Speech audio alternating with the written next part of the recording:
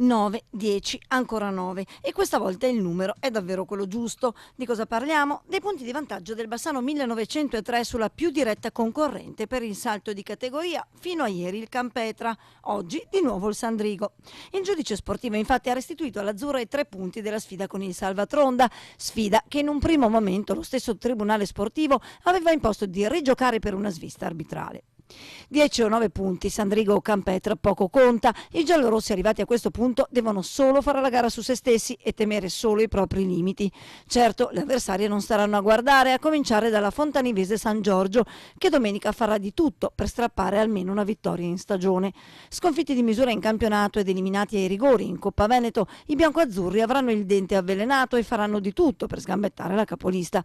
Da parte loro i giallorossi rischiano di essere alle prese con una formazione ancora una volta rimaneggiata, questa volta dall'influenza, che ha messo a letto giocatori e persino Mister Maino.